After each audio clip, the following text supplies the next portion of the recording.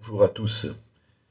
Le baptême du Saint-Esprit est un sujet qui fait couler beaucoup d'encre et parler énormément, mais nous allons voir que dans Jean 14, c'est quelque chose de simple, de naturel pour le chrétien.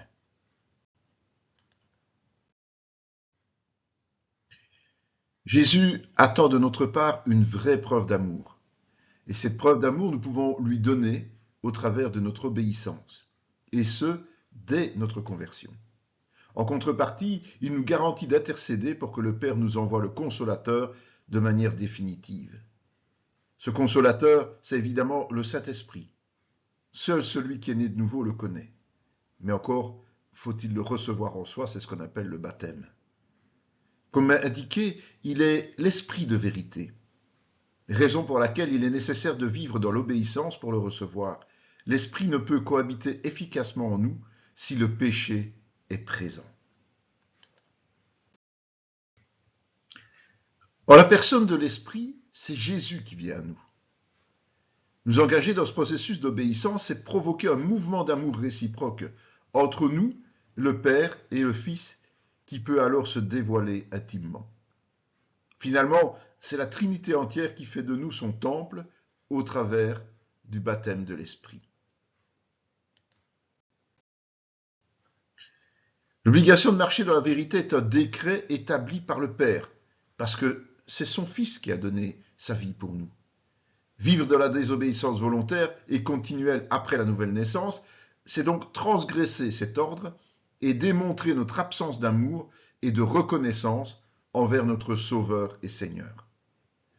Nous voyons régulièrement des serviteurs zélés prier pour que l'Esprit vienne habiter dans les membres de leurs églises.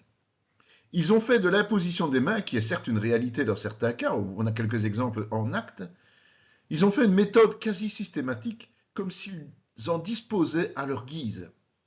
C'est évidemment une grossière erreur, car seuls le Père et le Fils ont ce privilège, jamais l'homme. Avant toute imposition des mains, nous veillerons donc à d'abord enseigner l'obéissance et à recevoir évidemment l'aval du Seigneur. Si l'obéissance volontaire est un prérequis incontournable pour recevoir le Saint-Esprit en nous, celui-ci nous accompagnera ensuite au travers de la découverte progressive de la vérité, en ce compris le dévoilement de l'avenir, afin de glorifier le Fils. La présence de l'Esprit en nous apporte donc la paix de Christ dans nos vies par la connaissance et par la pratique de la vérité. En d'autres mots, l'Esprit n'est pas réservé à une élite, mais à tout chrétien marchant de plein gré dans l'obéissance de la parole qu'il connaît. Réclamons sa présence en nous. Nous espérons que ce petit message va vous réconcilier avec ce baptême du Saint-Esprit et surtout ne pas vous effrayer. Si vous voulez aborder d'autres sujets, vous pouvez aller sur les adresses qui sont ci-dessus. Soyez bénis au nom du Seigneur Jésus.